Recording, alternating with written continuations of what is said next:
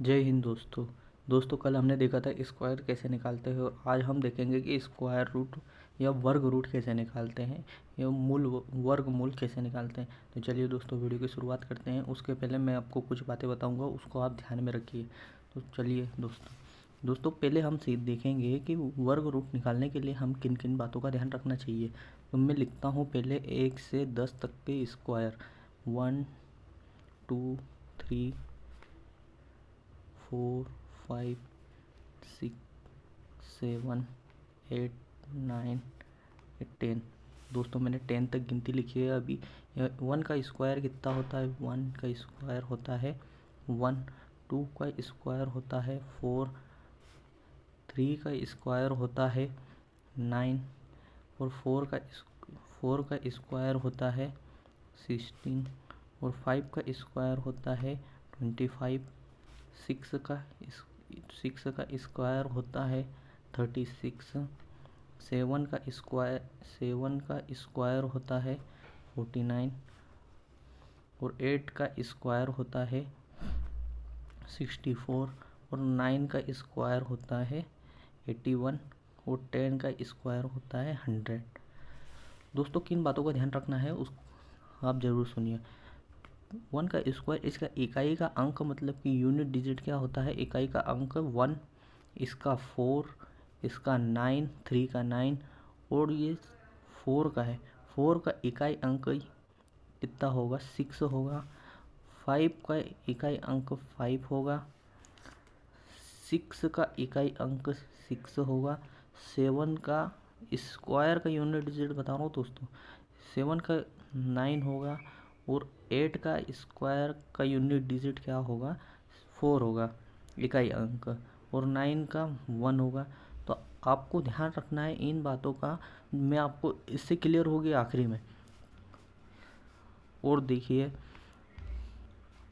यहाँ पे अपने लिखा 1 का स्क्वायर का भी इकाई अंक 1 हो रहा और 9 के स्क्वायर का भी इकाई अंक 1 हो रहा है। तो हम ये देख सकते हैं कि 1 और 9 अपोजिट होंगे। 1 और 9 अपोजिट होंगे। इसी प्रकार से 2 और 8 अपोजिट होंगे, क्योंकि 2 का स्क्वायर भी इकाई अंक 4 आ रहा और यहाँ देखिए 8 का भी इकाई अंक स्क्वायर में 4 आ रहा। उसके बाद में 3 का भी इकाई अंक 9 हो रहा है इकाई अंक, और 7 का भी 9 आएगा। यहाँ पे देखिए ये 3 का इकाई अंक 9 और ये 7 का भी स्क्वायर का इकाई अंक 9 हो रहा है। ये आपको बाद में पता चलेगा। फिर 4 का 6 हो रहा।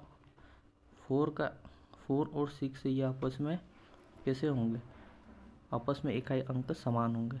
उसके बाद में 5 के स्क्वायर का इकाई अंक तो 5 ही आएगा। तो चलिए दोस्तों यहाँ से अपन अब क्वेश्चन को ध्यान रखते हैं। आप इन चीज़ों का ध्यान रखिए।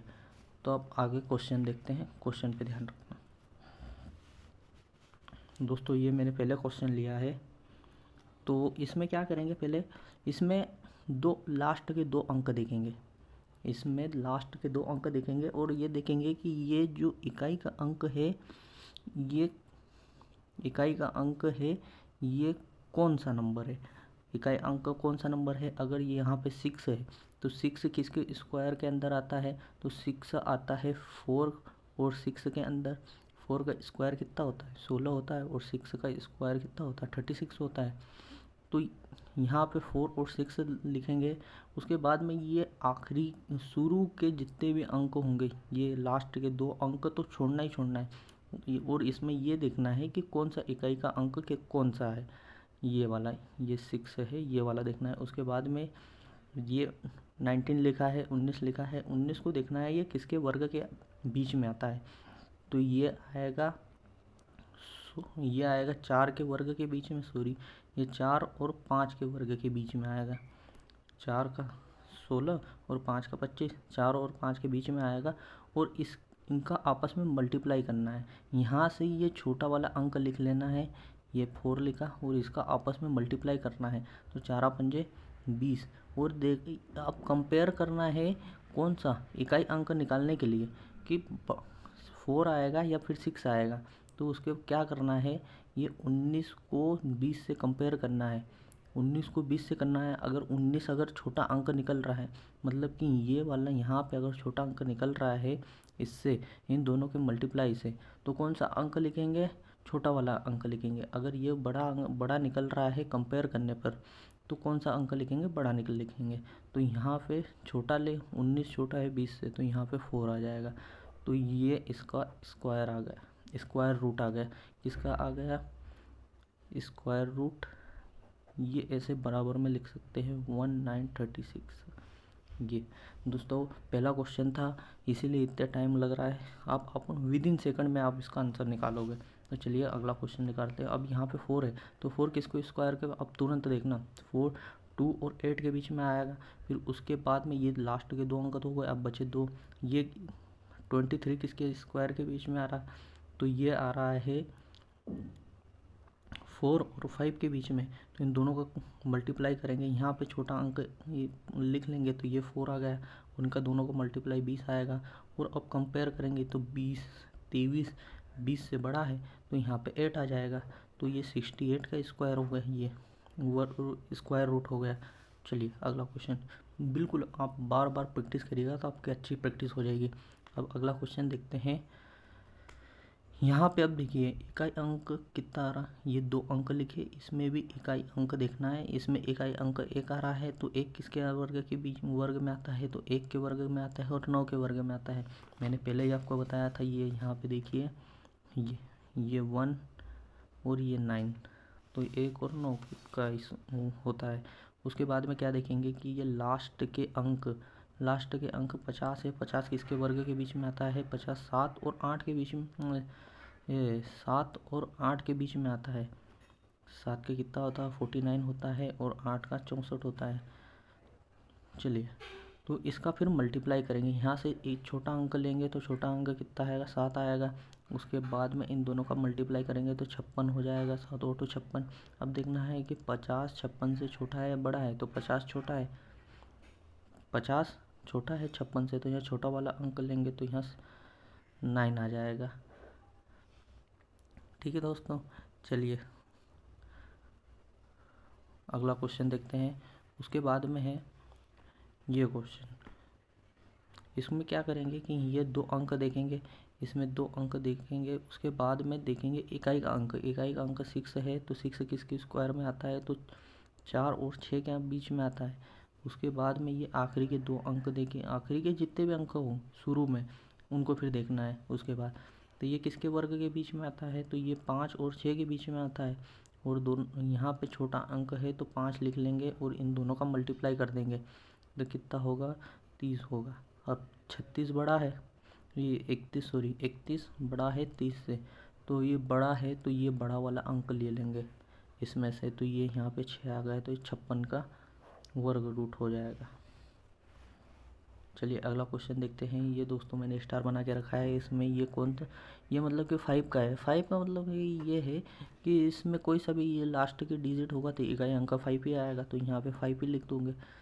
और उसके बाद में ये शुरू में जितने भी अंक है उनको देखना है। तो ये किसके स्क्वायर के बीच में आ रहा है, तो ये आ रहा है 6 और 7 के बीच में। तो यहाँ से छोटा अंक लेंगे, तो 6 ले लिया। उसके बाद में इन दोनों का मल्टीप्लाई कर देंगे, तो 7 42 बराबर 12। तो अब दोस्तों क्या करेंगे, अब दोनों संख्याएं अगर बराबर आ रही है, देखिए आप ध्यान से देखिए, अगर दोनों संख्याएं बराबर आ रही है तो उसमें क्या करेंगे कि आपको बड़ा वाला साइन लेना है। मतलब कि दोनों संख्याएं बराबर आ रही है और ये छोटा वाला ले लिया और ये 5 है, तो ये 5 डायरेक्ट यहाँ पे आ जाएगा। तो इसका किसका ये स्क्वायर रूट हो गया, 65 का हो गया। अगला क्वेश्चन देखते हैं। ये आप होमवर्क में ले लीजिए, और क्वेश्चन देख लेते हैं। ये देखिए ये बड़ा क्वेश्चन है, इसको आप ध्यान से देखिए। क्या करेंगे कि लास्ट के 2 डिजिट लेंगे, उसमें भी इकाई अंक देखेंगे, इकाई अंक कौन सा है। तो किसके स्क्वायर के भी किसका स्क्वायर के अंतर्गत आता है इकाई का अंक है, तो ये 2 और 8 के अंतर्गत आता है। तो उसके क्योंकि 2 का कितना होता है 4 होता है और 8 का कितना होता है तो 64 होता है। तो इसमें 4 आ रहा और इसमें भी 4 आ रहा। उसी हिसाब से ये मैंने बताया था ना। अब 3 अंक आ गए तो ये देखना है कि 125 किसके स्क्वायर के बीच में आता है। तो ये आएगा 10 और 11 के बीच में। तब इनका मल्टीप्लाई करेंगे और यहाँ से छोटा वाला अंक तो ले ही लेंगे। ये 10 ले लिया, 10 ले लिया और दोनों का मल्टीप्लाई करेंगे तो कितना आएगा, दोनों का मल्टीप्लाई करेंगे तो 110 आएगा। 110 अब देखना है कि 125 से बड़ा है तो 125 बड़ा है, तो यहाँ पे सॉरी दोस्तों यहाँ पे 11 आएगा। यहाँ पे 11 और ये 25 111 11 का स्क्वायर कितना होता है, 11 का स्क्वायर होता है 111 और 12 का स्क्वायर होता है 144। तो ये यहाँ पे 11 और 12 के बीच में आएगा। तो ये यहाँ पे अपन ने 11 लिखा और 11 और 12 का मल्टीप्लाई करेंगे तो कितना होगा 132। 132। तो अब इनका कंपेयर करेंगे 125 और 132 में कौन ये छोटा है 125 132 से। तो क्या करेंगे कि इसमें ये छोटा है तो यहाँ से एक छोटा अंक ले लेंगे। तो ये 111 112 इसका स्क्वायर रूट हो गया। तो चलिए दोस्तों वीडियो यहीं तक रखते हैं। उसके पहले मैं आपको 2 क्वेश्चन होमवर्क के लिए और देता हूँ। तो ये भी आप होमवर्क में लीजिए, फिर ये भी आप होमवर्क में लीजिए। चलिए दोस्तों वीडियो यहीं एंड करते हैं। आपको वीडियो अच्छा लगा है तो लाइक शेयर सब्सक्राइब जरूर कीजिए। मिलते हैं अगले वीडियो में। धन्यवाद।